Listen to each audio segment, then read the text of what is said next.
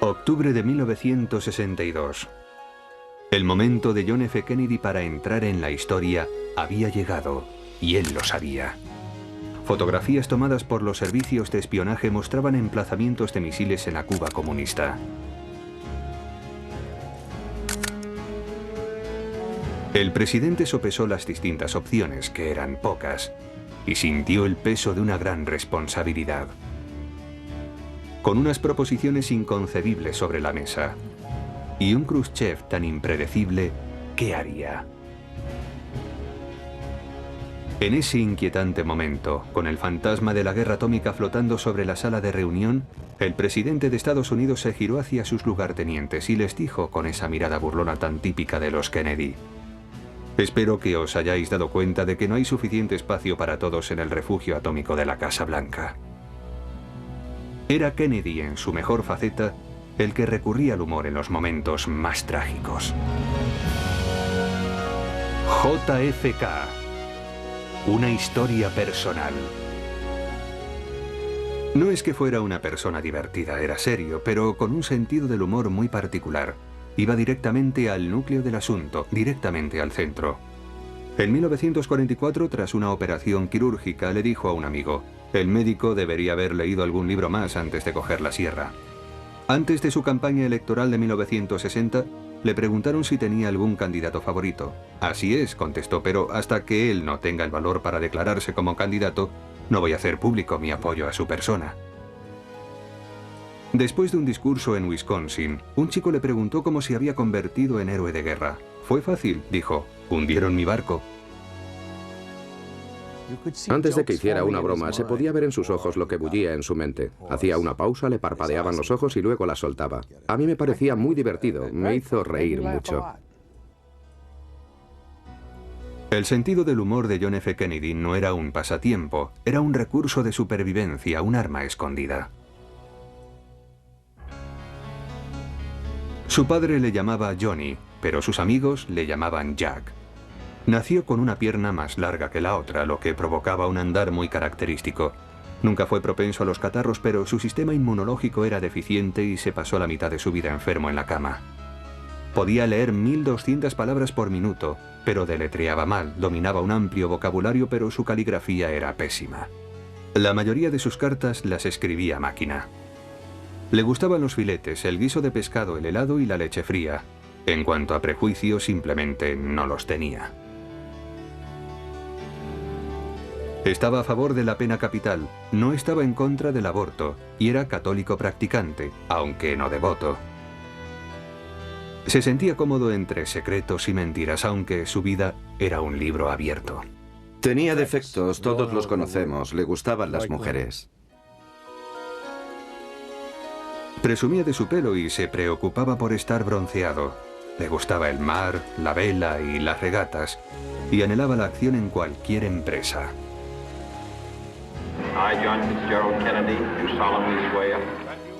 El 20 de enero de 1961, John F. Kennedy se convirtió en el 35º presidente de Estados Unidos.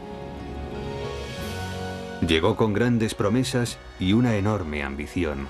Pero los críticos dijeron que era todo apariencia, pero carente de sustancia, que era demasiado católico, demasiado joven y demasiado rico. Hablamos sobre ello y él me comentó: no siempre hemos tenido dinero. Y añadió: si quieres comprobar mis orígenes humildes, visita la casa de Brooklyn, que es donde creo que vivían cuando él nació.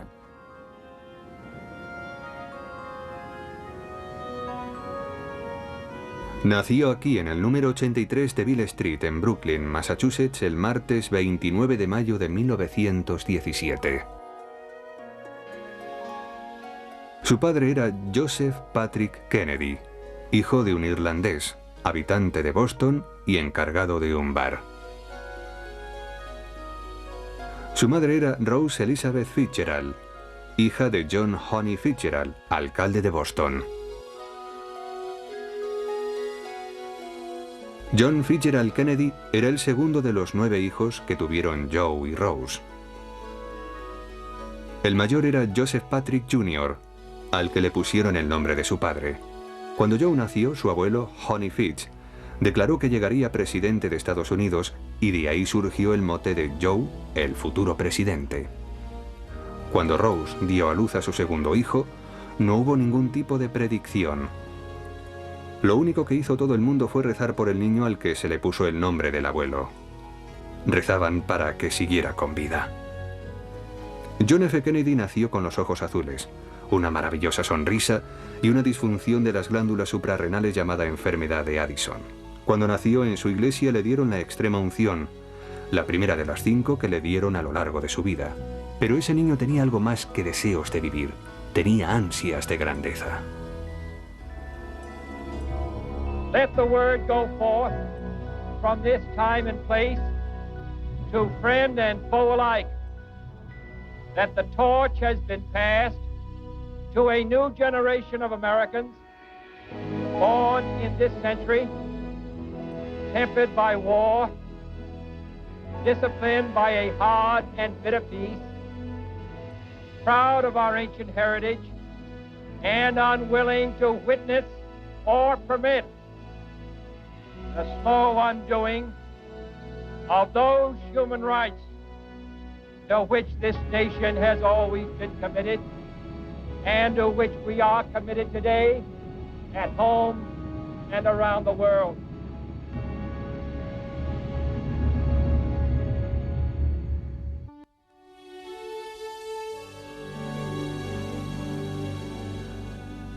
En 1920, John Kennedy era el segundo hijo varón de una familia que aumentaba con rapidez.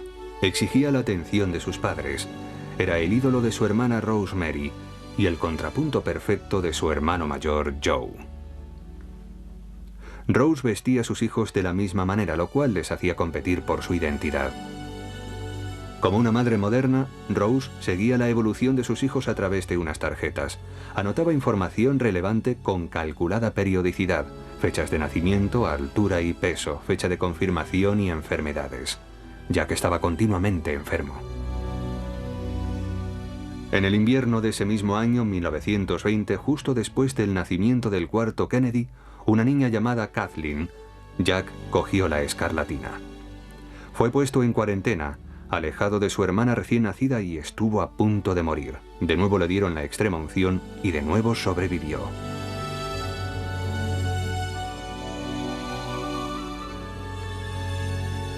Con la precisión de un reloj, 1921 trajo consigo el quinto hijo, una niña llamada Eunice.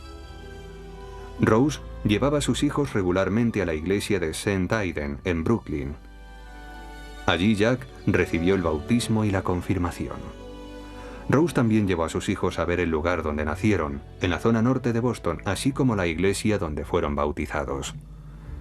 Les enseñó otra iglesia situada calle abajo, en la que nació la Revolución Norteamericana.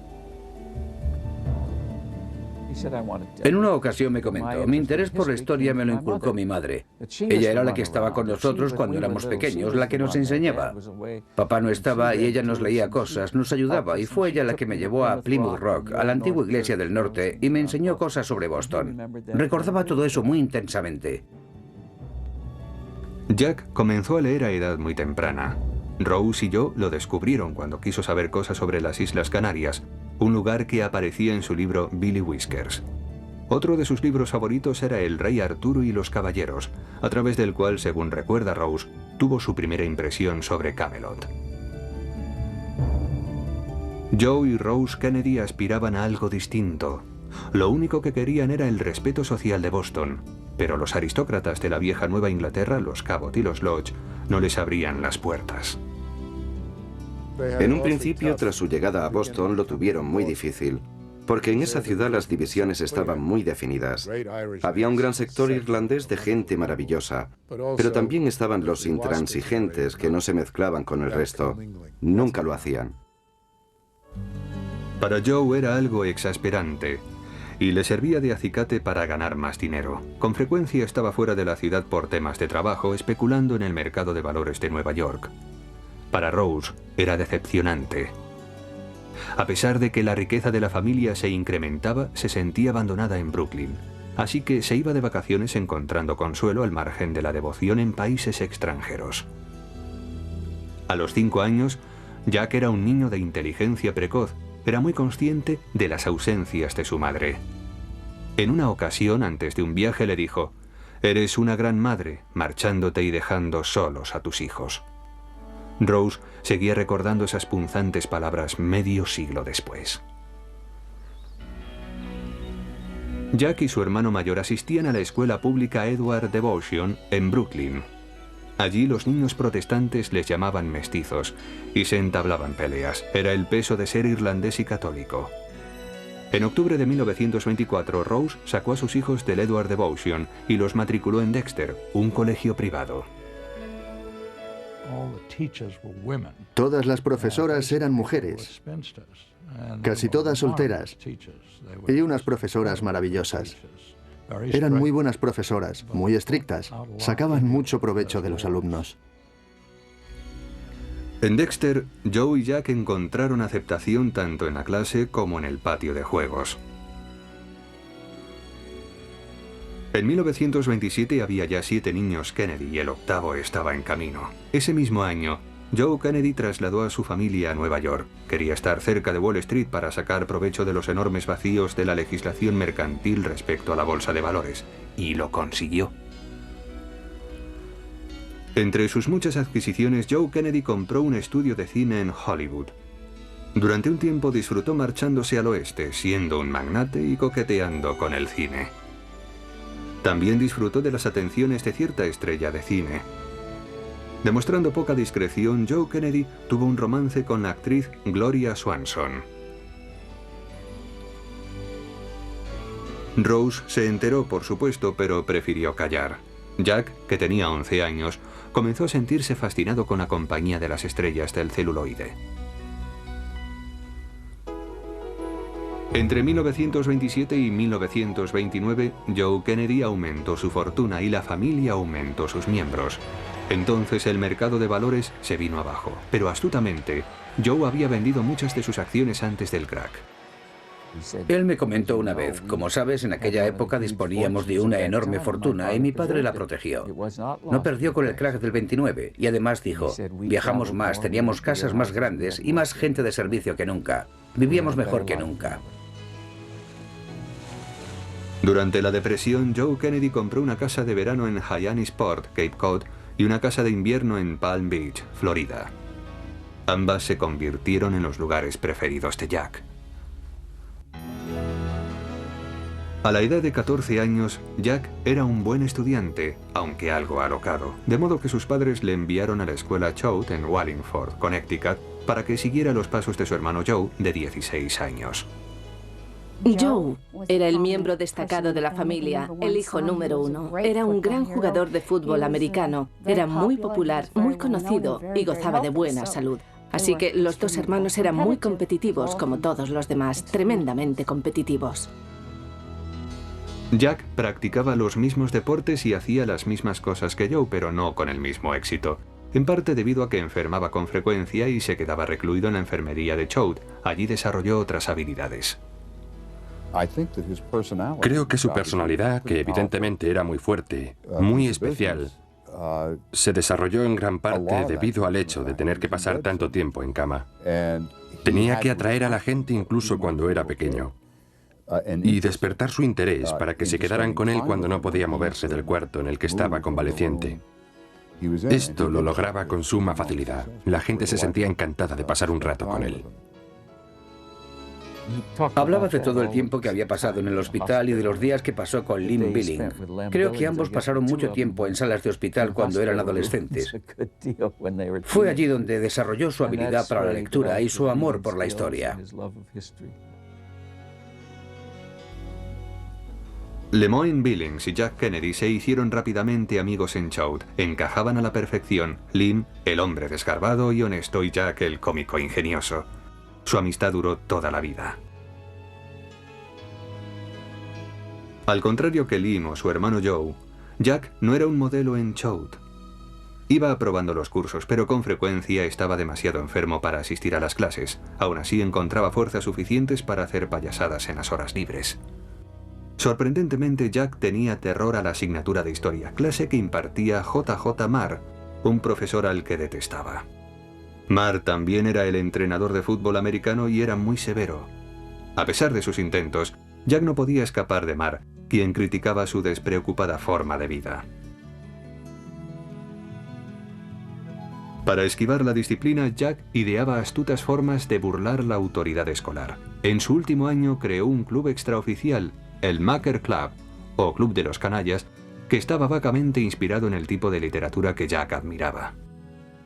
Por encima de todo, Jack demostró ser un gran líder de los canallas y gracias a sus hazañas, casi logró ser expulsado la víspera de la graduación.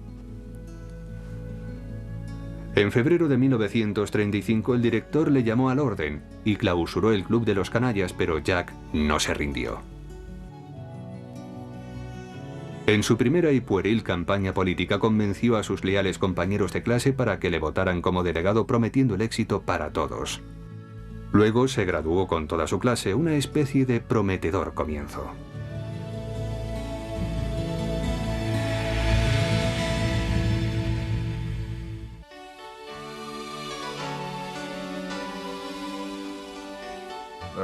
Hay una cosa que resulta evidente.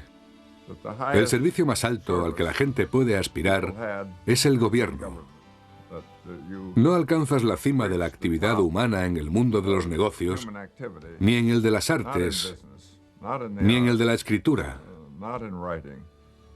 sino en Washington, D.C., en el gobierno. Rose y Joe comenzaron a reunir a sus hijos alrededor de la mesa a la hora de cenar. Su padre era un ganador, creía en la victoria. No creo que hubiera ningún hueco en su corazón para un perdedor. Su madre era muy amable, una señora muy religiosa, y John, él tenía algo de ambos. Supongo que es bien conocido que los Kennedy solían tener reuniones de sobremesa todos los días, a las que cada uno de ellos aportaba algún tema nuevo y lo discutían. Se les animaba a ser competitivos, se les animaba a ser ganadores. Su educación se vio ampliada por los viajes. Cada viaje familiar tenía un propósito. En 1933, Rose y Joe fueron a Europa, en donde el señor Kennedy estaba negociando la importación de licor británico a Estados Unidos, una jugada oportuna antes de la abolición de la ley seca. Joe Jr. ya asistía a clases en la Escuela de Económicas de Londres antes de entrar en Harvard. Jack no pudo acompañarles en ese viaje porque había suspendido el latín y fue matriculado en los cursos de verano de Choate. Pero 2 años más tarde le llegó el turno.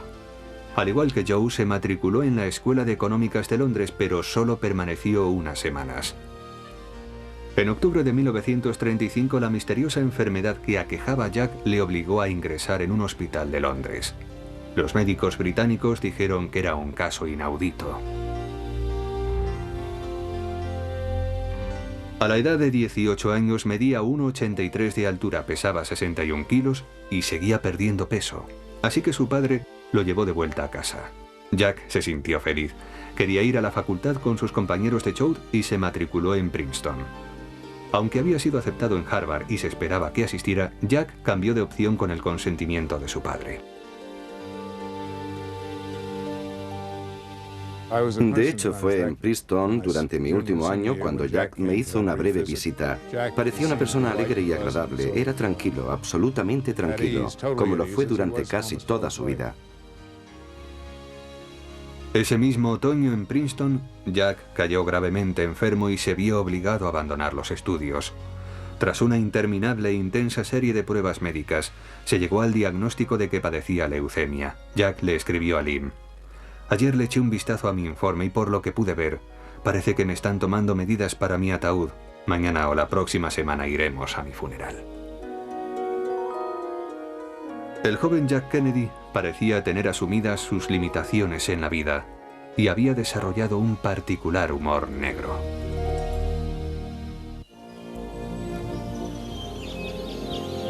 Durante el otoño de 1936, Jack se sintió lo bastante bien como para acudir a la Universidad de Harvard. Esta vez, decidió entonces iniciar una nueva senda familiar, hacer algo que su padre y su hermano no habían hecho, ser aceptado en uno de los clubes sociales exclusivos de Harvard.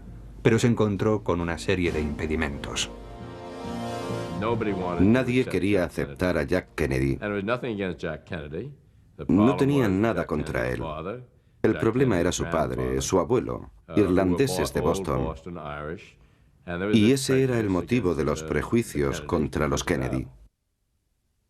A pesar de esos viejos prejuicios, Jack estaba decidido a entrar en un club. Es una característica suya que la mayoría de la gente desconoce.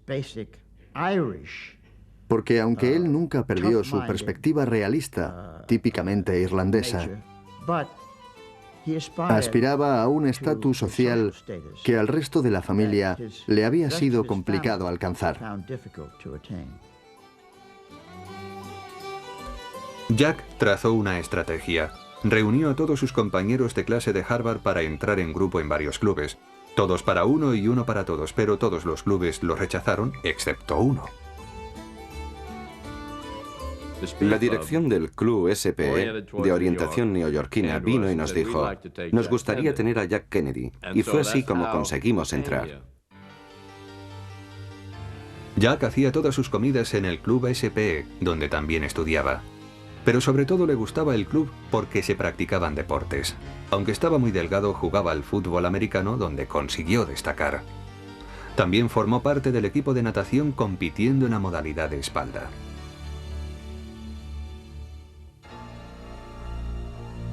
En el verano de 1937, Jack y Lynn Billings se fueron a hacer un viaje por Europa, los dos solos, con un presupuesto escaso y con un coche destartalado. La ruta les llevó a varios lugares famosos por las batallas que allí se libraron durante la Primera Guerra Mundial. Jack se enfrentó entonces a los demonios personales de su padre. Cuando vio la cantidad de tumbas de norteamericanos caídos en Francia, recordó que su padre había rehuido alistarse en 1917. Aquello le proporcionó una razón para contemplar su propio destino.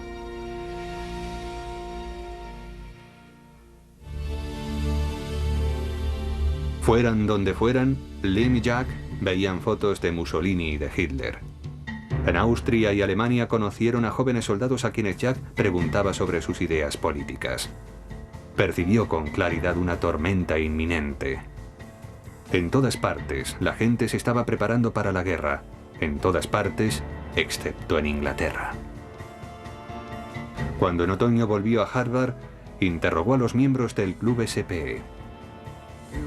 Teníamos 19 o 20 años y solo pensábamos en el siguiente campeonato deportivo o en el estreno de la próxima película. Él iba más lejos, estaba realmente preocupado por los temas internacionales y en una ocasión lanzó al aire esta pregunta: ¿qué opináis sobre Hitler?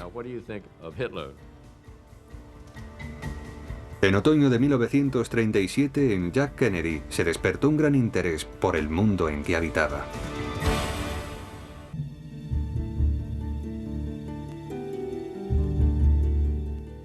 La pasión de Jack por el mundo de la política maduró en 1937.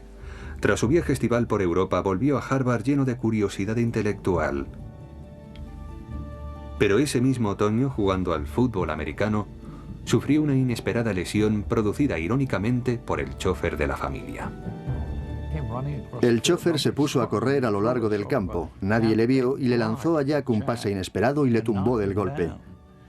No creo que lo hiciera a propósito, creo que pensó que Jack le había visto, pero le tumbó del golpe y fue a partir de entonces cuando empezó a tener problemas de espalda. Inmovilizado de nuevo, Jack se dedicó a la lectura. Leía mucho. Se leía 10 libros a la semana aproximadamente. Era un lector muy rápido. Podía leer 1200 palabras por minuto o más. Leía biografías o historia. Leía tan deprisa que costaba trabajo creer que pudiera entender lo que leía, pero era capaz de leerse un libro en un par de días o en un día. En enero de 1938, el padre de Jack fue nombrado embajador de Estados Unidos en Inglaterra. Se trataba de un triunfo político para Joe Kennedy y de una gran oportunidad para la familia. En junio de ese año, Jack y Joe Jr.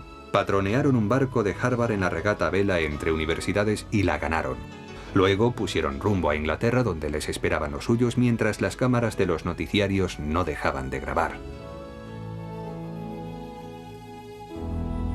El primer acto social fue la puesta de largo de Kathleen y Rosemary. Después de la fiesta, la familia Kennedy al completo se trasladó a la Riviera Francesa para pasar las vacaciones en Cannes. A finales de agosto, Jack volvió a Harvard para comenzar el primer curso. La gran pregunta durante el otoño de 1938 era si a Adolf Hitler se le apaciguaría o se le combatiría. La opinión predominante en Inglaterra era pacificar al líder nazi. En septiembre, el primer ministro británico Neville Chamberlain firmó un fugaz acuerdo de paz con Alemania y la guerra pareció evitarse. Entonces los nazis bombardearon Checoslovaquia.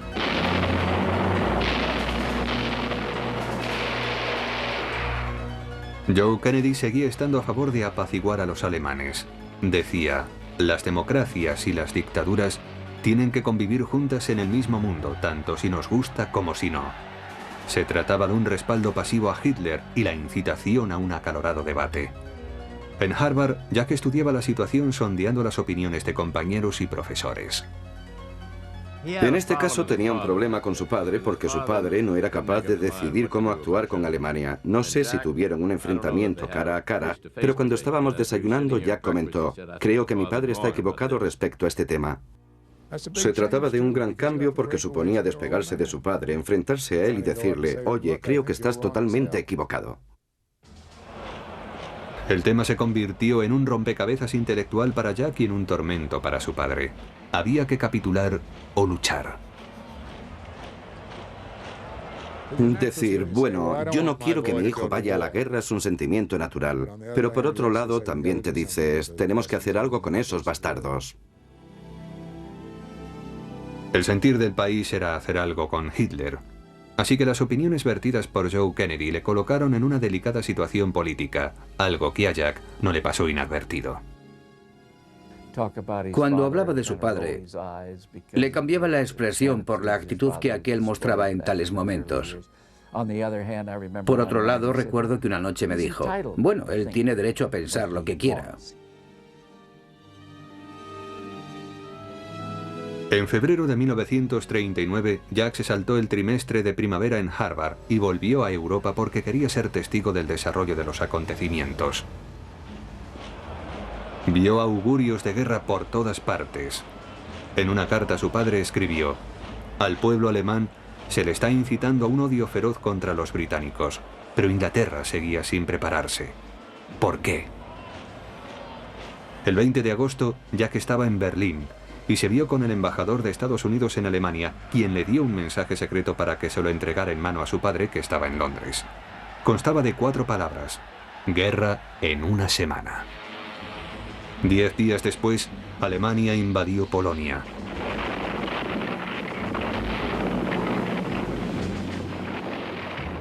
El 3 de septiembre de 1939, el Parlamento británico declaró la guerra a la Alemania nazi. Aquella lluviosa mañana de otoño, entre el público que escuchaba atento las noticias, estaban el embajador Joseph P. Kennedy y sus hijos Joe y Jack, y su hija Kathleen. El embajador mascullaba entre dientes: es el fin del mundo, el fin de todo.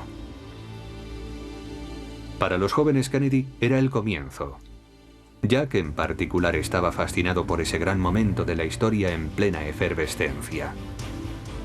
Era la historia en vivo, como una representación de Enrique V en el Globe de Shakespeare.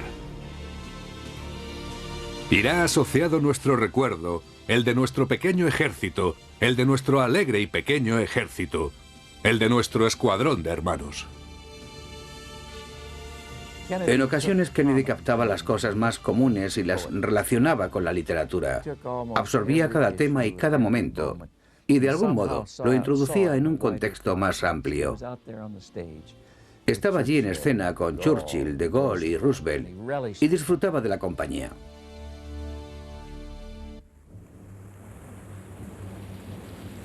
La terrible noche del 3 de septiembre, en las tranquilas aguas del Atlántico Norte, un submarino alemán torpedeó a la Xenia, un transatlántico británico que viajaba rumbo a Nueva York. 112 personas perdieron la vida, entre ellas 28 norteamericanos. Como representante de su padre, Jack Kennedy se dirigió a Glasgow, Escocia, para reunirse con los norteamericanos supervivientes y darles consuelo. Allí recibió su primera lección de diplomacia internacional.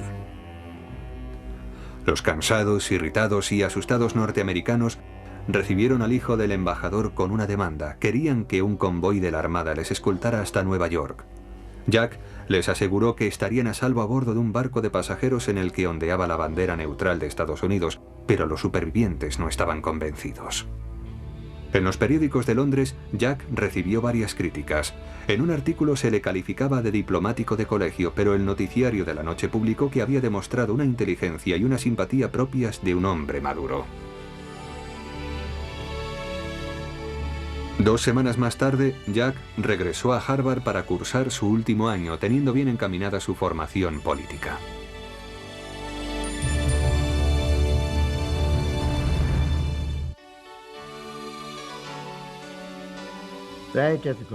Es difícil decir si Jack estaba enamorado de alguna mujer. Creo que no se enamoró hasta que conoció a Frances Ann Cannon. Jack llevaba cerca de 1 año saliendo con Frances Ann Cannon. Cuando en otoño regresó de Europa, tenía asumido que ella le estaría esperando, pero otro hombre había ocupado el corazón de Frances. De pronto, Jack solo tenía un objetivo: curaría su ego herido escribiendo una gran tesis de fin de carrera y logrando su publicación.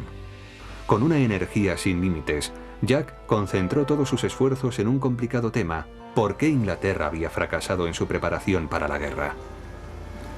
Haciendo uso de los contactos de su padre y del material diplomático estadounidense, accedió a libros y publicaciones reservadas tanto de Londres como de Washington. Leyó enormes cantidades de información, asimiló el material y escribió una aguda tesis titulada Pacificación en Múnich.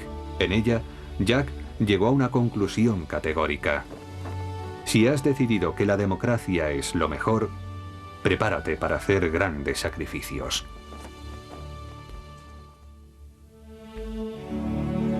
Jack se graduó con honores en virtud de su tesis, pero pocos pensaron que valía la pena su publicación. Aún así, Jack persiguió un contrato y lo consiguió. El primer libro de John F. Kennedy se publicó en agosto de 1940 y se llamó ¿Por qué se durmió Inglaterra? La crítica lo calificó como una apología de las opiniones vertidas por su padre. Jack parecía declararse a favor de su padre. En realidad, el libro se publicó y se convirtió en un bestseller a pesar de la influencia de Joe Kennedy. En el verano de 1940, mientras Hitler se paseaba por las calles de París, Jack Kennedy disfrutó de una nueva fama, ahora como escritor. Después de Harvard, no tenía claro su futuro. Su vocación eran las leyes, sin embargo, entró en la Escuela de Empresariales de la Universidad de Stanford, en California, la denominada Harvard del Oeste.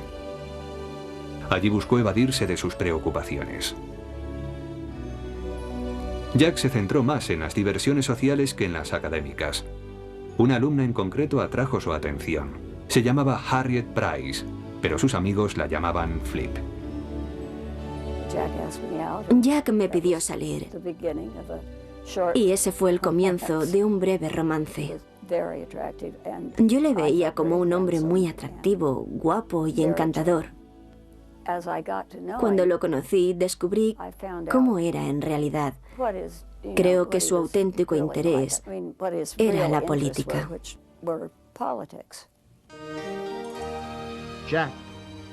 Jack era el hombre más popular del campus, y a ella la habían elegido reina del campus. Así que era natural que Jack fuera tras la reina del campus y no fuera tras algo inferior, fue a por lo más alto. Creo que ella fue una búsqueda. Siempre estaba buscando las noticias en la radio del coche. Y una noche que yo ya estaba cansada de oír las noticias, alargué el brazo y apagué la radio. Se puso muy furioso. Tenía bastante genio. Ella tenía unos sentimientos encontrados hacia Jack, y había un duelo entre los dos. ¿Se la llevaría o no se la llevaría a la cama? Yo sabía que no funcionaría, y él también lo sabía. Ella era tradicional, y era de las que opinaban que no te ibas a la cama con nadie hasta que no tuvieras el anillo en el dedo. Recuerdo que nos fuimos a la playa en un día en que hacía frío y viento. Nos pusimos a andar por la playa y él escribió "Te quiero" sobre la arena.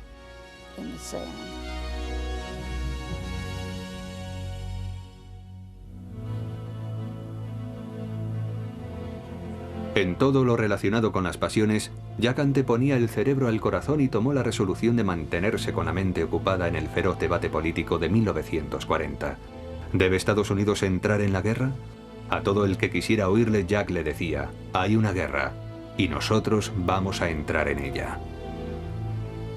En octubre de 1940, Jack se alistó públicamente en el primer reclutamiento en tiempo de paz de la historia de Estados Unidos y le dieron el número 18. Para la familia Kennedy, resultaba una clara ironía. Su padre había evitado alistarse en 1917 y se oponía al reclutamiento en 1940. Aunque Jack era voluntario y fue llamado a filas, no superó el examen físico y el ejército lo rechazó. Después de 3 meses en California, para la Navidad, Jack volvió a Palm Beach, decidido a mejorar su salud. Nadaba todos los días en la piscina familiar e incluso siguió un programa de preparación física por correo que promocionaba a un hombre muy fuerte, Charles Atlas. Se esforzó mucho y llamó a todas las puertas que su padre le proporcionaba para poder entrar en servicio, para entrar en la Marina. Eso es lo que él quería. Hay que señalar que era en la Marina y no en el Ejército. La Marina tenía más prestigio académico. Joe, el hermano de Jack, no tuvo problemas en superar el examen físico. Se alistó en la Marina en junio de 1941 y fue destinado a la aviación naval. Milagrosamente, Jack superó el examen físico en agosto y fue rápidamente nombrado alférez de la Marina. Luego fue destinado a la Oficina de Inteligencia Naval en Washington, D.C. Allí en la capital de la nación, fijó su residencia cerca de su hermana Kathleen, que tenía un trabajo en el Washington Times Herald. En noviembre de ese año, 1941, una terrible tragedia se cernió sobre los Kennedy. Pocos fuera de la familia sabían que Rosemary Kennedy era discapacitada psíquica desde su nacimiento. Siempre había recibido una gran protección de sus padres, de sus hermanos y de sus hermanas. Pero a la edad de 23 años, tenía la mentalidad de una niña con la curiosidad sexual de una mujer. Joe Kennedy temió un escándalo familiar, así que sometió a su encantadora niña pequeña a una forma experimental de psicocirugía, la lobotomía. En lugar de protagonizar un escándalo, Rosemary se convirtió en la indefensa víctima de una tragedia.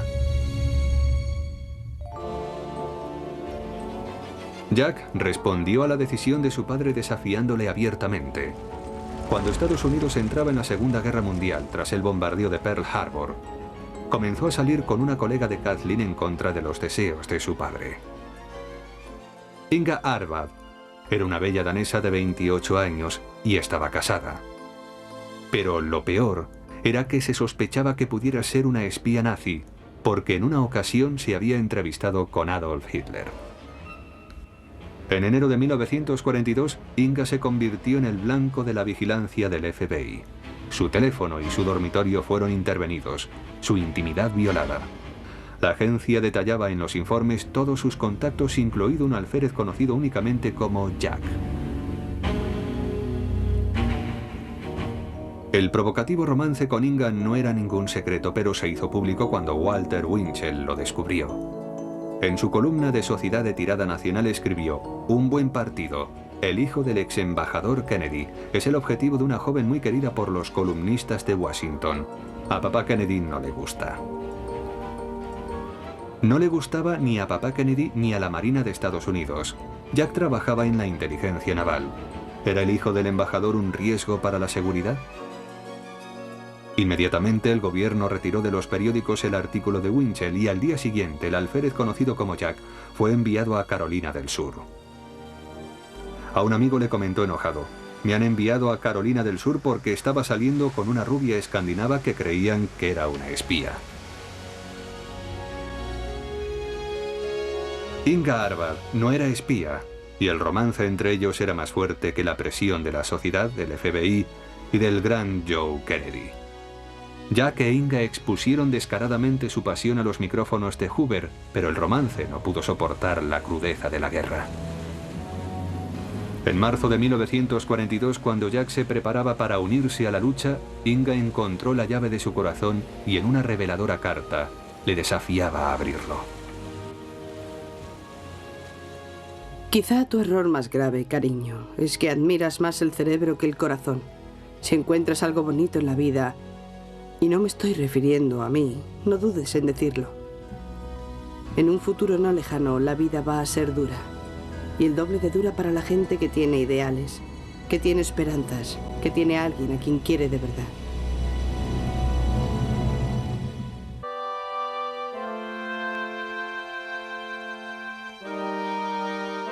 Un día le pregunté a Kennedy, ¿recuerdas algo de la depresión? Recuerdo que pensó durante un momento y luego dijo, no. Kennedy era un gran holgazán. Siempre tenía los pies sobre la mesa, pero bajó los pies, se inclinó hacia adelante y me dijo, mi experiencia es la guerra. Te puedo hablar sobre la guerra.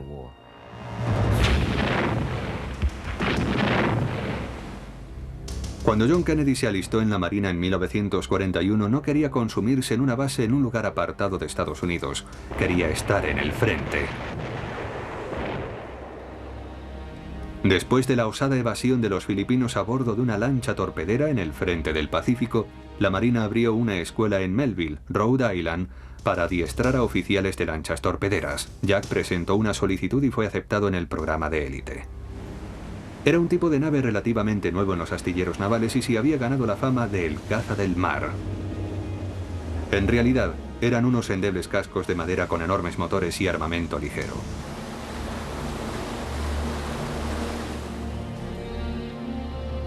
Los cursos de Melville duraban 3 meses y a los graduados se les llamaba prodigios de 90 días. Por lo general, carecían de experiencia en el combate, pero fueron enviados directamente al frente, excepto Jack. Tras su graduación, fue ascendido al alférez de navío, se hizo instructor de lanchas torpederas y fue enviado a Florida. Se le encomendó que cogiera 3 lanchas torpederas y que descendiera hasta Florida a través de las vías fluviales del interior. Durante la travesía encallaron. Hacía frío, pero él quiso saber cómo era el fondo donde habían encallado. Lo que siempre me llamó la atención de su actuación fue el hecho de que en lugar de ordenar a alguien que bajara, lo hizo él mismo. No le ordenó al segundo oficial, baja y mira, lo hizo él mismo. Esa inmersión implicaba varios peligros. A mí me demostró que era un oficial de primera clase en cuanto a que no iba a pedir algo a alguien si lo podía hacer él mismo. Sin embargo, Jack no quería ser oficial instructor.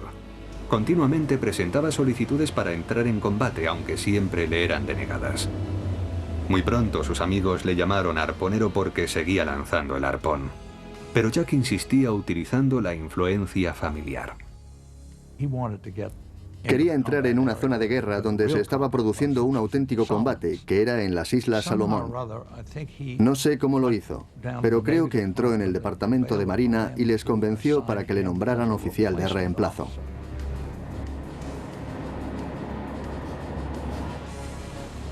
En febrero de 1943, Jack consiguió su deseo. Recibió órdenes de marchar al frente. 6 semanas más tarde, llegó a Guadalcanal, el día en el que los japoneses lanzaron su ataque aéreo más rotundo desde Pearl Harbor. En su correspondencia, Jack describió su primera experiencia en combate a Lynn Billings. El día que llegué, escribió, aquello parecía un infierno. Nosotros transportábamos fuel, oil y bombas en un barco que era una bañera. Pensé que podríamos retirarnos y volver unos días más tarde, pero el capitán evidentemente pensaba que estaba al mando de el Carolina del Norte mientras seguía adelante. Fue el comienzo de un mes muy interesante. En cuanto supo que su madre rezaba por su seguridad, Jack la escribió diciendo: «Espero que no me sea tomado como una falta de confianza hacia todos vosotros o hacia la Iglesia el que yo continúe aquí». En su 26 cumpleaños, el alférez de navío Kennedy estaba al mando de su propio barco en las Islas Salomón, el PT-109. Los días eran increíblemente tediosos, pero por la noche salían a patrullar. Para Jack, volver a la base era lo más divertido. Cuando vuelves a la base después de patrullar, lo que haces es ponerte a toda máquina para volver al redil, por así decir. Pones la lancha a toda velocidad. Animado por su amor a la velocidad y a la navegación, Jack disfrutaba compitiendo con otros barcos, algo que no ocurría sin contratiempos. En una ocasión estrelló su barca contra el muelle y sus compañeros le pusieron un nuevo mote: Colisión Kennedy.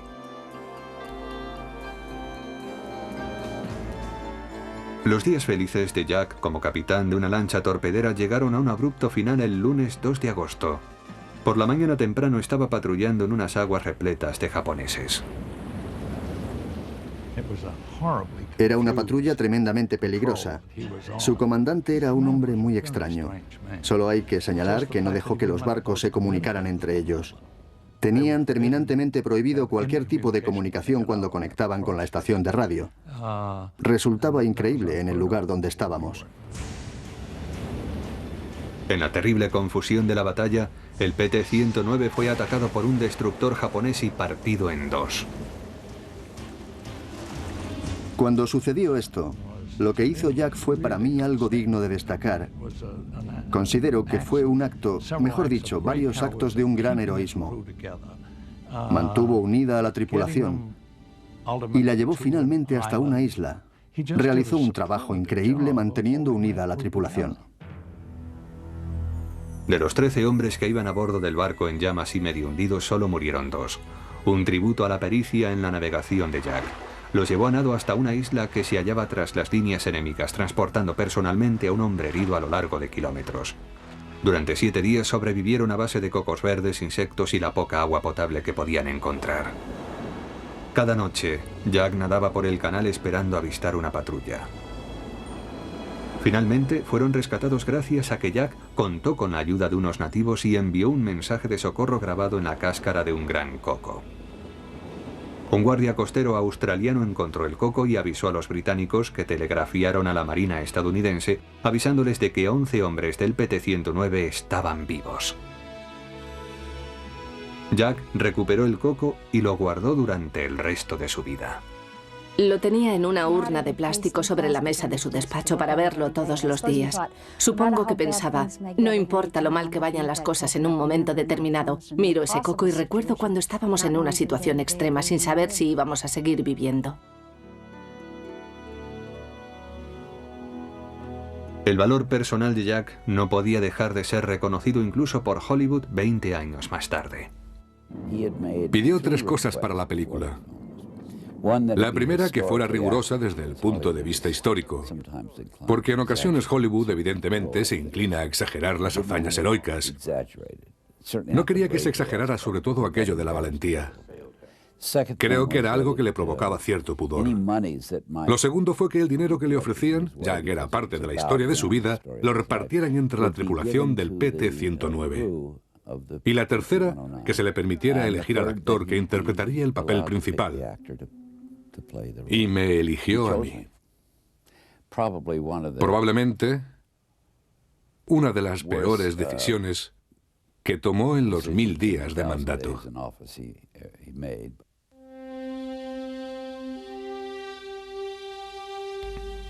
Dejando aparte la valentía, la odisea de Jack dañó su espalda y la enfermedad de Addison que padecía empeoró. Así que la Marina le envió a casa. Mentalmente era muy consciente del horror de la guerra. Cuando fue laureado y condecorado como héroe, le dijo a un reportero: los auténticos héroes no son los que regresan, sino los que se quedan, como les ha sucedido a muchos, incluidos 2 de mis hombres. Antes del fin de la guerra, Jack tuvo que pasar por un momento de gran sufrimiento, la pérdida de su propio hermano. En un silencioso acto de heroísmo, el piloto de la Marina, Joe Kennedy Jr., continuó realizando peligrosas misiones en Europa, yendo más allá de lo que le exigían sus deberes. En agosto de 1944, Joe se presentó voluntario para una operación secreta cuyo nombre en código era Anfield. Mientras volaba en el bombardero B-24, el avión explotó. En aquel fugaz accidente, Joseph Patrick Kennedy Jr. murió.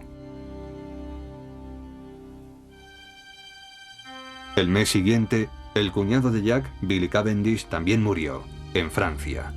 Lord Hartington llevaba casado con Kathleen tan solo 4 meses. Cuando la carrera militar de Jack terminó en marzo de 1945, sintió una llamada. Cogería el testigo de Joe y entraría en política. La guerra le había hecho más decidido.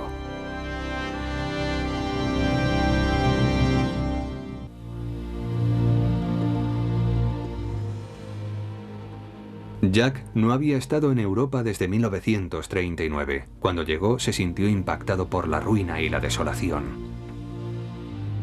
En Berlín escribió: "No hay ni un edificio que no esté destrozado. En algunas calles, el hedor nauseabundo de los cuerpos muertos es inaguantable. Las caras de la gente han perdido el color.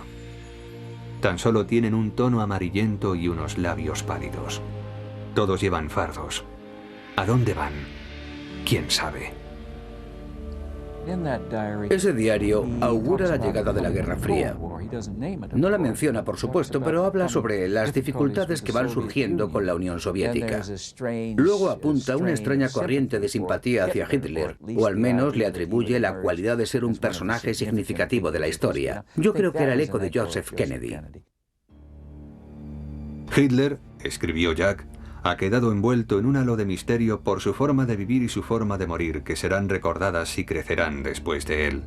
Tenían los elementos de los que están hechas las leyendas.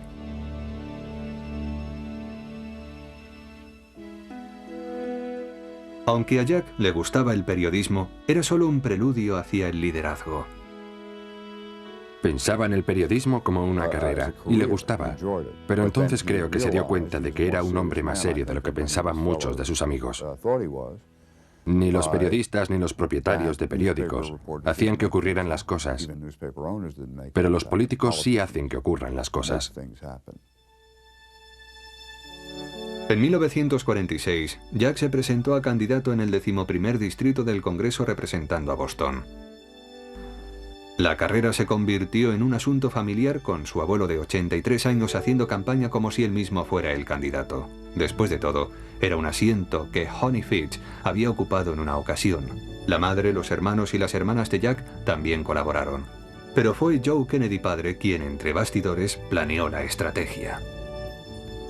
Jack quería profundamente a su padre, pero no podía soportar sus métodos.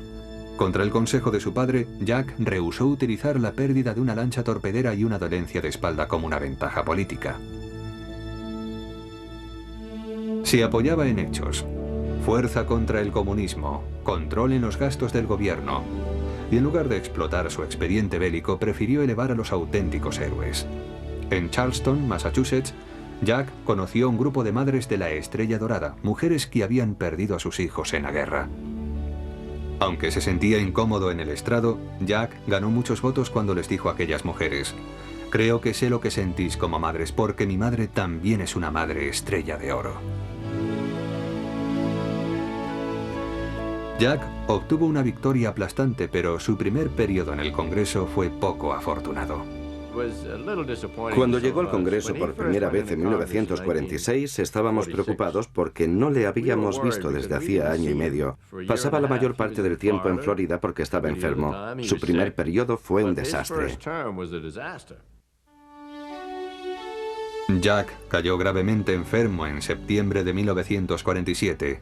La dolencia de espalda se había agravado y el déficit de adrenalina estaba aumentando.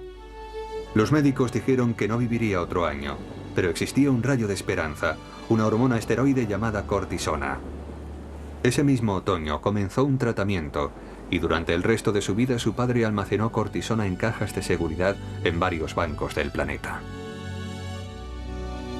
1948 trajo consigo una nueva tragedia. En mayo, la hermana de Jack, la impredecible Kathleen, falleció en Europa en un accidente de aviación. Su muerte le afectó profundamente y fue una de las pocas ocasiones en las que se le vio llorar.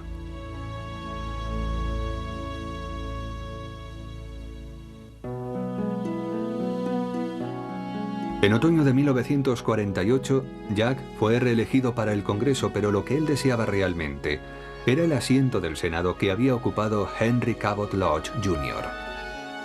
Históricamente, era un puesto importante ocupado en una ocasión por el gran Daniel Webster. También era un asiento que Honey Fitch había apetecido una vez, aunque resultó ser derrotado por el poderoso abuelo Lodge. Una victoria Kennedy igualaría el marcador, pero John F. Honey Fitzgerald nunca vería el triunfo, ya que murió en octubre de 1950.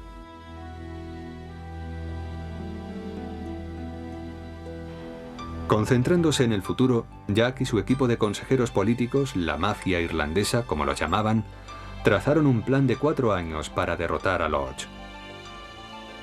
Corría el año 1948, pero Jack ya estaba haciendo planes para 1952. De nuevo, toda la familia se unió a la carrera. Su padre trabajaba de forma discreta, pero su madre, sus hermanas y su abuela dieron 35 meriendas a las que acudieron 75.000 mujeres en edad de votar. Fue una carrera muy igualada, pero al final ganó Jack. Posteriormente, los analistas se referirían a Jack como el hombre que ahogó a Henry Cabot Lodge en 75.000 tazas de té.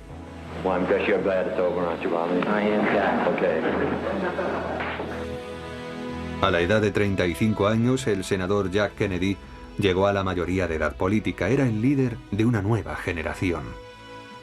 Pero igual de significativo era el hecho de que sus días de soltero estaban contados.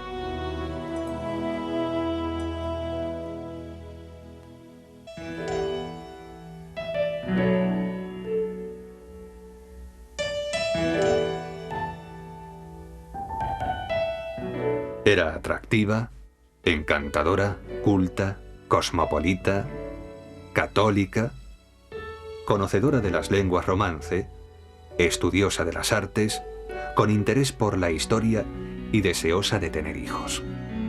Por esas razones y algunas más, Jacqueline Lee Bouvier fue presentada a Jack Kennedy por un amigo común en junio de 1951. Era una chica de esta ciudad. Vivía aquí, en McLean, Virginia. Y se me ocurrió la idea de presentarles. Mi esposa y yo nos habíamos instalado en Georgetown. Dimos una pequeña cena e invitamos a ambos. Cuando Jackie, de 21 años de edad, conoció a Jack, estaba comprometida con otro hombre, pero eso a él no le detuvo. Era una mujer muy atractiva. Jack había conocido a muchas mujeres atractivas en su vida, pero creo que sintió que había llegado el momento de casarse. Y fue una buena idea. En realidad, Jack tenía fama de playboy confirmada por un continuo flujo de búsquedas y conquistas, incluida Jean Tierney, la atractiva estrella de cine. Nadie conocía la repercusión política de tales galanteos mejor que el padre de Jack. Su padre le dijo: escucha, Jack, a estas alturas no me vas a decir que eres homosexual, pero van a empezar a pensarlo y te van a buscar cualquier compromiso. Por este camino no hay más que problemas, así que deberías casarte. Joe siempre estaba pensando en sus planes para la Casa Blanca. En mayo de 1953, Jack dejó caer que se había comprometido con Jackie Bouvier.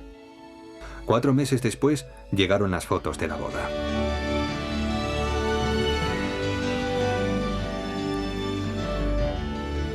El senador y la señora Kennedy se fueron de luna de miel a California, pero no estuvieron mucho tiempo. Para Jack, 1954 fue un mal año. En el Senado votó un proyecto de ley que era bueno para el país, pero que dejó sin trabajo al puerto de Boston, lo que le hizo caer en desgracia. Fue algo que le hizo pensar en otros senadores que habían tomado decisiones impopulares. Al mismo tiempo, la espalda de Jack se había resentido tanto que necesitaba cirugía, pero debido a la enfermedad de Addison, las posibilidades de sobrevivir a la operación se reducían a un 50%. Jack se enfrentó a ello y le dijo a sus amigos: prefiero estar muerto que pasar el resto de mi vida con estas malditas muletas. Pasó por la operación y escribió un libro sobre el coraje político norteamericano. Entre octubre de 1954 y febrero de 1955, Jack pasó por 2 operaciones importantes. La infección posterior casi acabó con él. De nuevo se le dio la extrema unción y de nuevo salió adelante. Su padre dijo: ahora ya no sé lo que le puede ocurrir porque por 3 veces he estado junto a su lecho de muerte y cada vez que me he despedido de él, ha regresado más fuerte. Durante la convalecencia, Jack puso su mente a trabajar pensando y escribiendo sobre 8 senadores estadounidenses que habían desafiado la opinión popular votando según su conciencia. Estas reflexiones fueron publicadas el 1 de enero de 1956. Jack llamó a su libro Profiles in Courage y se lo dedicó a Jackie. El libro fue aclamado por la crítica, pero más significativo aún, ganó el premio Pulitzer de biografía. Jack fue honrado con un premio que confirmaba su sentido histórico, pero ese honor se convirtió en furia cuando se rumoreó, faltando a la verdad, que él no era el autor del libro. Fue una calumnia originada en los ámbitos políticos que se acalló rápidamente. Profiles in Courage impulsó la recuperación física de Jack, pero su meteórico ascenso en la política nacional llegó más tarde, en verano, durante la convención del Partido Democrático de 1956. Fue un acontecimiento emocionante e histórico emitido en vivo por un nuevo medio, la televisión. Adlai Stevenson fue elegido presidente, pero en lugar de elogiar a su compañero de campaña, el vicepresidente lo denigró durante la convención. Bromeando, Jack propuso su nombre como aspirante. And I'm proud and happy to second the nomination of Senator John F. Kennedy, and I hope he'll be nominated.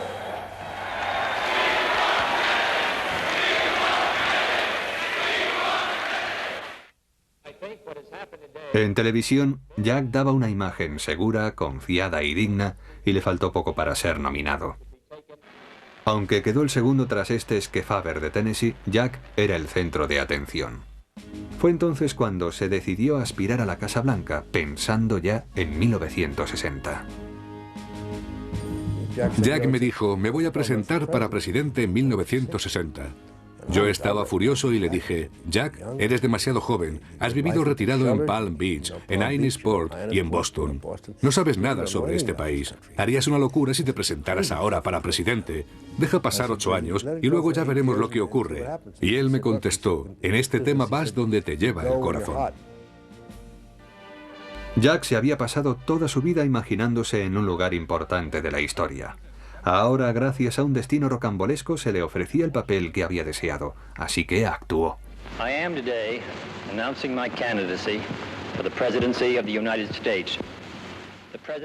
Un día estábamos hablando él y yo, y le dije, bueno, senador, ¿por qué quieres esto? ¿Por qué lo haces? No tienes una buena trayectoria, tienes la imagen de niño rico, de niño de papá y de playboy. Me parece que tienes en contra todas estas desventajas. ¿Por qué? ¿Por qué lo haces? Recuerdo que me miró y me dijo, porque quiero. Jack se enfrentó de forma agresiva a quienes le criticaban. En Wisconsin se desquitó de la etiqueta de niño rico cuando expuso a la clase obrera sus ideas sobre el trabajo. Antes del amanecer, había estrechado manos a un promedio de 1000 obreros por hora. Jackie se asombró de las magulladuras que tenía en las manos.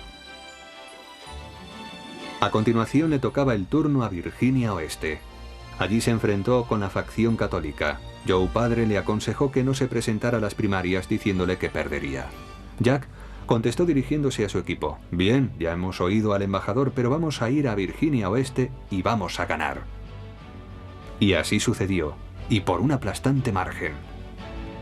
En julio de 1960, Jack tuvo un impulso que nadie pudo detener y fue nominado para presidente en la primera votación de la convención del Partido Demócrata.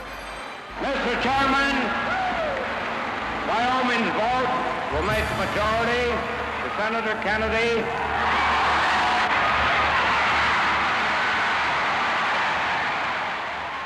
And I can assure all of you here who have reposed this confidence in me that I will be worthy of your trust. We will carry the fight to the people in the fall, and we shall win. Fue la primera campaña que yo había cubierto. Y recuerdo que pensé que no recordaba haberme divertido tanto en mi vida.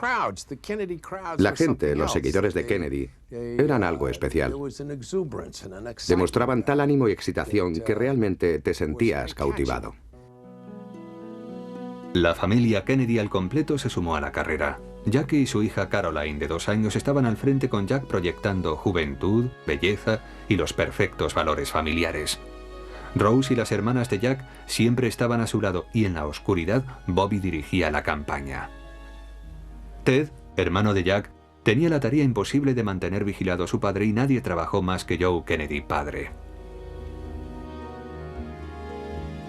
El embajador Kennedy me llamó y me dijo, me gustaría que ayudaras a mi hijo Johnny, así es como le llamaba. Nunca le llamó Jack. Me dijo, te elijo a ti como escritor porque no golpeas con un palo, sino que clavas un estilete entre la quinta y la sexta costilla. Jack respetaba las tácticas de su padre y conocía sus muchos tratos a puerta cerrada. El hecho de que Joe padre estuviera negociando votos en Illinois preocupaba a Jack, pero oficiosamente se enteró de que Nixon estaba haciendo lo mismo. No obstante, Jack se concentró en la única cosa que su padre no podía enseñarle, la forma de moverse y actuar como un presidente. Estaba fascinado. ¿Cómo se atrae a la gente? ¿Qué se le dice? ¿Cuáles son las frases? ¿Qué gestos se hacen? En una ocasión, durante la campaña del 60, tuvimos una gran conversación sobre los gestos que debía hacer, lo que tenía que hacer con las manos mientras hablaba. En septiembre y octubre de 1960, Jack puso su capacidad a prueba en 4 históricos debates televisados. Abraham Lincoln was a great president of all the people, but he was selected by his party at a key time in history because his party stood for something. Aunque técnicamente fue un empate, Jack consiguió la victoria en cuanto a la imagen. En televisión daba una apariencia verdaderamente presidencial, mientras que la de Nixon era poco agradable. America has not been standing still, but America cannot stand pat. We can't stand pat. Jack rehusó atacar personalmente a su oponente ya que habían sido buenos amigos en el Congreso, pero en privado se sentía fuerte frente a la imagen desfavorable de Richard Nixon. Me dijo, ya sabes que esto empezó como una broma, pero voy a ganar. Ahora se trata de conseguir el santo grial, y Nixon no tiene ninguna clase, y además no puedo dejarle a América a él. Estados Unidos había escuchado a los candidatos, había acudido a las urnas y había elegido a un nuevo líder. El 8 de noviembre de 1960, John Fitzgerald Kennedy se convirtió en el 35º presidente de Estados Unidos. Al conseguir esto, Jack cumplía el destino de su hermano fallecido.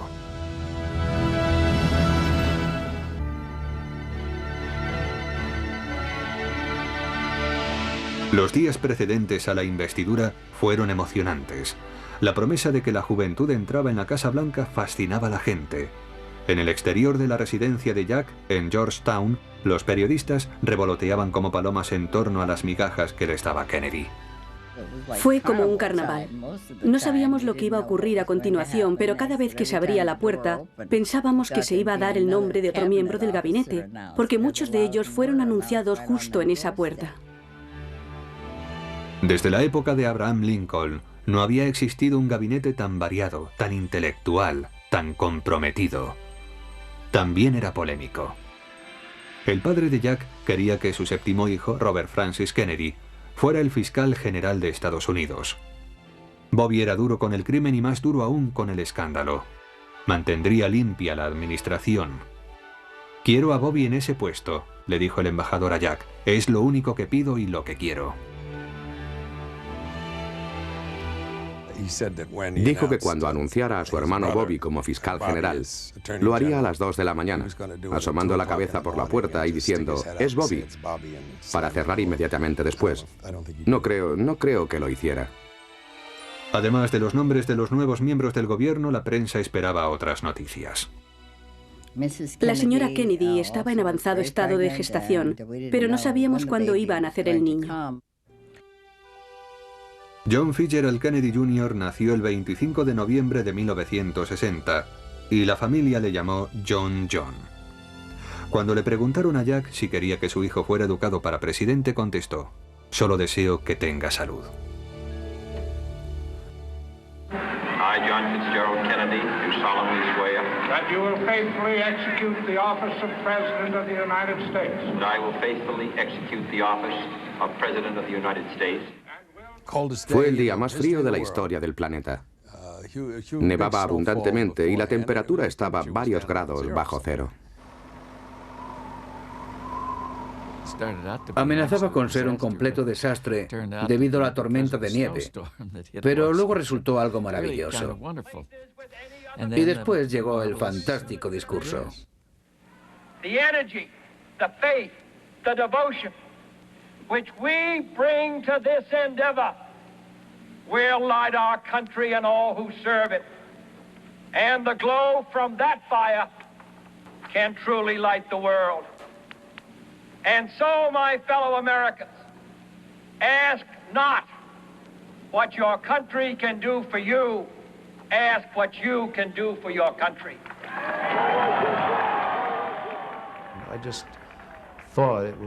En cuanto lo escuché pensé que era un gran discurso. No necesité que nadie me emocionara. Lo sentí. Sentí ese discurso. Era potente. Era comprometido y comenzaba a definir el futuro para todos nosotros. Tras el discurso llegó el desfile, un auténtico despliegue en el que se incluía una réplica del PT-109. Esa tarde, Jack asistió a no menos de 10 fiestas inaugurales y no llegó a su nuevo hogar hasta pasada la medianoche. Al día siguiente, se paseó por la Casa Blanca con el entusiasmo de un niño, saltando sobre la cama de Lincoln y comprobando el mobiliario. Algunas eran piezas de anticuario, otras muebles que, según Jack, debían proceder de Sears. Jackie reconoció la necesidad de una renovación, y eso le competía a ella como primera dama. Pero Jack desvió rápidamente la atención hacia las complicadas obligaciones del despacho oval. Al principio se desenvolvía bien. Cuando se les dijo a los diplomáticos africanos que viajaban entre Nueva York y Washington que no se les permitía utilizar los restaurantes y servicios diseminados por la autopista interestatal, a lo largo de la segregacionista Maryland, Jack sugirió la utilización del avión. Luego los que luchaban por la defensa de las libertades desafiaron las leyes de la segregación en el sur. Cientos de jóvenes en autobuses de alquiler exigían derechos civiles en Dixie. En Alabama se alcanzó un clímax candente. Jack tenía que hacer algo. Fue una decisión que John Kennedy nunca hubiera querido tomar. Cuando hablaba a la gente sobre su liberación, en realidad estaba enviando ese mensaje a Checoslovaquia, a Hungría o a Alemania del Este. No fue consciente del impacto que esas mismas palabras estaban teniendo en los jóvenes, particularmente los jóvenes negros norteamericanos. Y Kennedy le preguntaba a todo el mundo, ¿por qué está ocurriendo esto? ¿Qué está pasando? Y alguien le dijo, ellos creen que lo están haciendo por ti.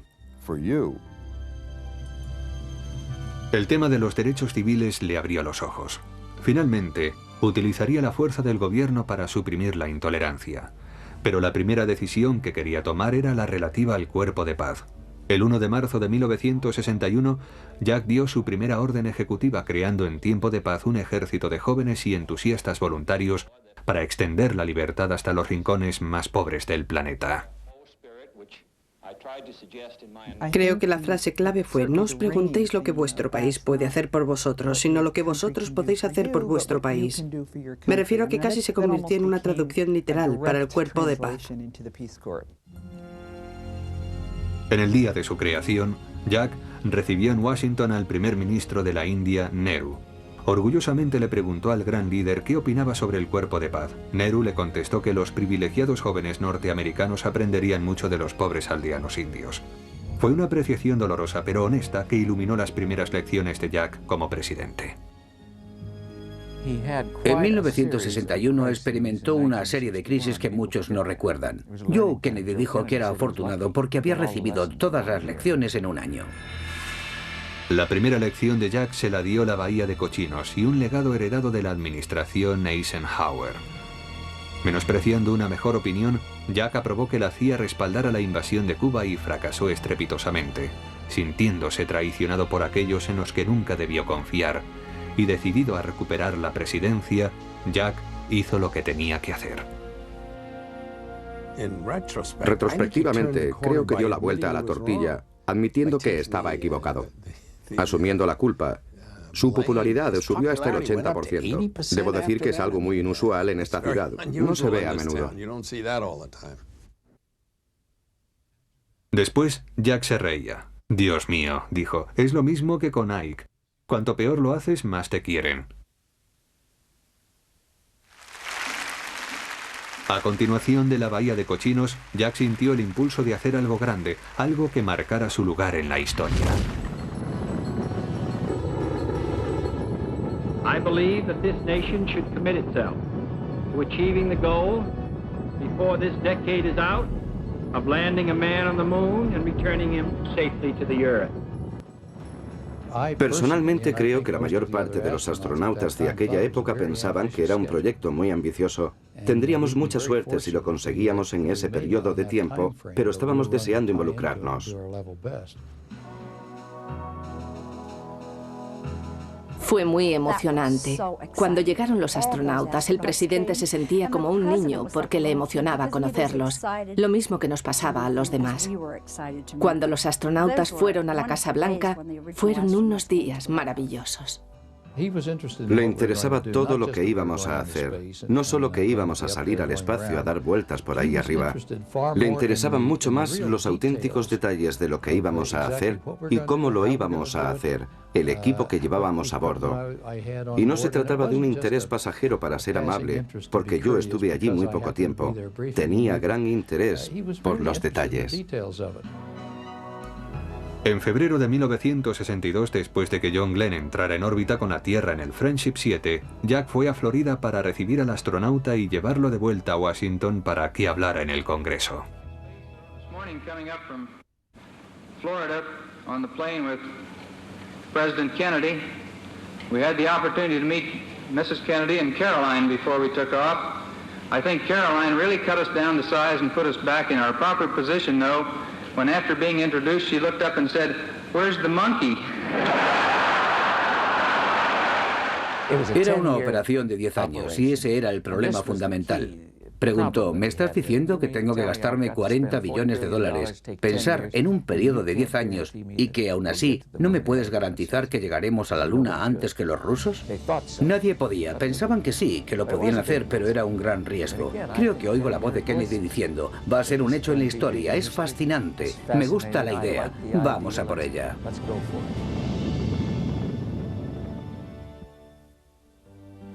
De nuevo en la Tierra, no había nada de romántico en la lucha de Jack contra el crimen organizado, en sus batallas con la industria del acero, ni en la tormenta bélica que se avecinaba en el sudeste de Asia. Pero todos esos temas estaban difuminados en la atmósfera festiva de la Casa Blanca. Nunca las artes ni el mundo del entretenimiento disfrutaron de tanta atención por parte de un presidente. En realidad, todo tenía que ver con la historia. Jack pensaba en su administración en términos históricos, en cómo sería recordada, en cómo sería él mismo recordado. Jack sabía muy bien que cada presidente tiene un momento que le define. El de Jack llegó en octubre de 1962. Unas fotos espía mostraban emplazamientos de misiles rusos en la Cuba comunista. Jack tenía pocas opciones: invadir Cuba, bombardear la isla o realizar un bloqueo naval. Cualquiera de ellas podía acabar en una guerra nuclear. Jack no temía por sí mismo. Se había enfrentado a la muerte muchas veces en su vida, siendo un bebé, siendo un niño, de adolescente, de joven, ya adulto. Se sentía cómodo cerca de la muerte, pero por fin había encontrado algo bonito en su vida: sus hijos. Y tenía miedo por ellos. Tenía miedo por todos sus hijos. Cuando Jack consideró sus opciones, sintió sobre sí el peso de toda la humanidad. Al presidente le preocupaba profundamente lo que pudiera ocurrirle al mundo y le inquietaba mucho que pudiera desencadenarse la Tercera Guerra Mundial con esos misiles apuntando y Khrushchev dirigiéndolos.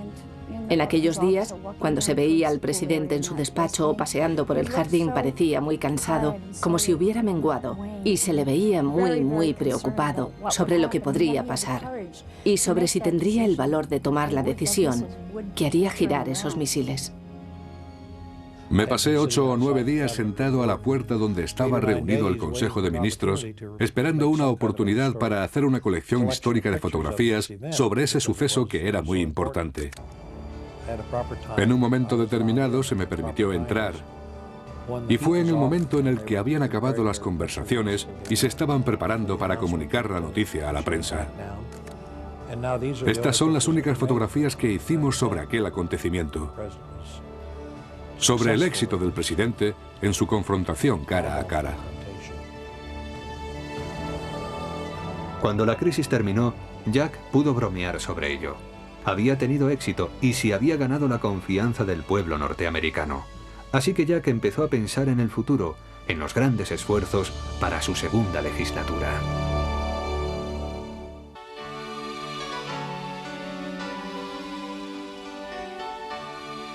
Tras 1000 días en la presidencia, Jack era un hombre feliz. Su visión era clara, sus objetivos estaban al alcance. Después de sobrevivir a la crisis cubana de los misiles, creía realmente que él y el pueblo norteamericano podían conseguir cualquier objetivo, incluso la paz en el mundo. Y lo que es más, Jack había logrado que el resto del mundo lo creyera. 1963 fue un año de viajes para Jack, y allá donde estuviera, gustaba a la gente. En Iberoamérica, fraguó una alianza para el progreso. En Berlín, apareció junto al opresivo muro que separaba el este del oeste, aunque en el lado de la libertad. Today, in the world of freedom, the proudest boast is, ich bin ein Berliner.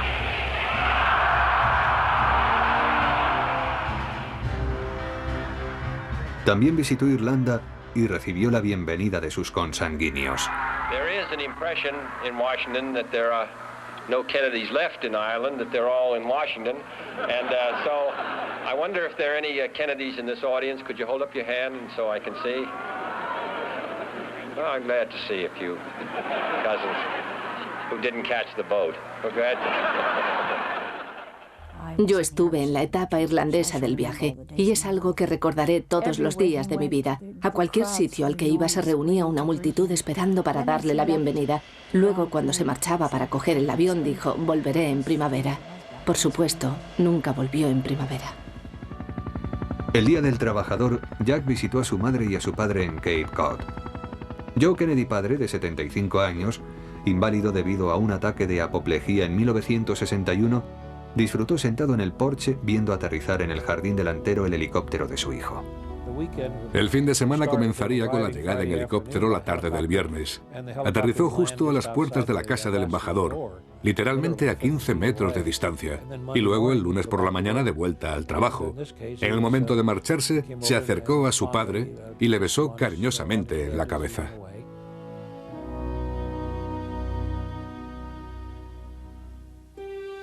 A comienzos de noviembre, Jack descansaba con Jackie y los niños en su nueva casa en el estado de Virginia. Pensó que podría instalarse allí después de retirarse.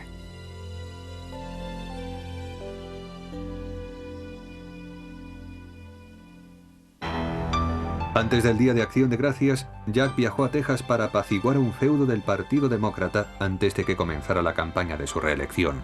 Estaba excitado con el viaje, no porque le gustaran las barbacoas de Texas, que no era así, sino porque disfrutaba promocionando su programa espacial, lo cual hizo en la inauguración de una nueva instalación aeroespacial en San Antonio. This nation has tossed its cap over the wall of space, and we have no choice but to follow it. With the help and support of all Americans, we will climb this wall with safety and with speed, and we shall then explore the wonders on the other side. Thank you.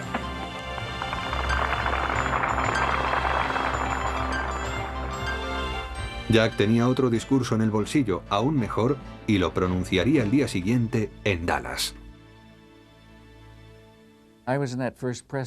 Yo iba en el primer autobús de prensa e iba mirando por la ventanilla. El coche de Kennedy iba delante de nosotros y había girado en la esquina, así que lo perdimos de vista. Había andado unos metros cuando oí los disparos.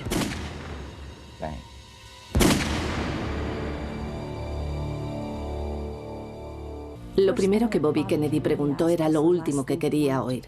¿Se trata de Jack? Nunca lo olvidaré porque se mostró entero con esa valentía suya tan característica. Cuéntame, necesito saberlo. Por supuesto, una parte de Bobby murió aquel día, al igual que una parte de todos los miembros de la familia del presidente, y creo que también de todos los que tenían relación con la administración.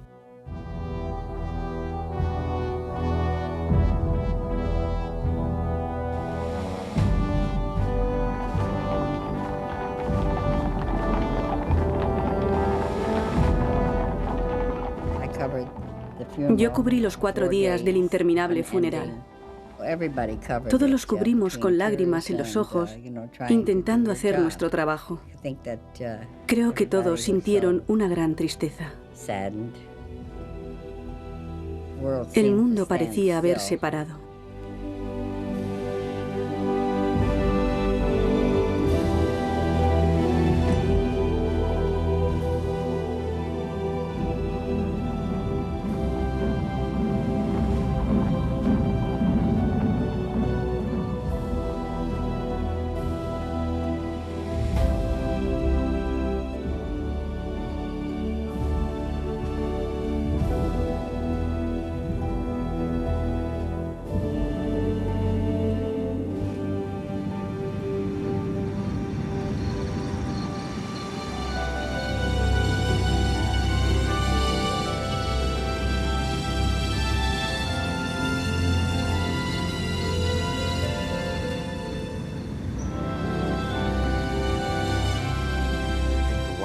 Creo que lo más destacable de su presidencia fue el modo en que logró despertar emoción. Una sensación de esperanza. Una sensación de confianza en que el país podía tener fe en sí mismo y en que debía tenerla.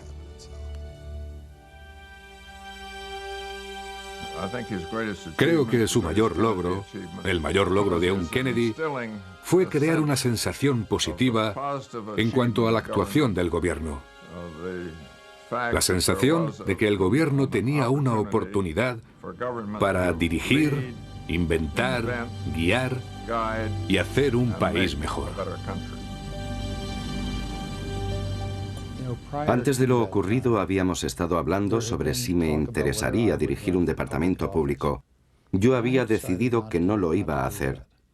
Después de que el presidente Kennedy fuera asesinado, me replanteé mi posición y mi responsabilidad con el país, como hizo mucha gente en aquellos momentos, y decidí que sí lo haría.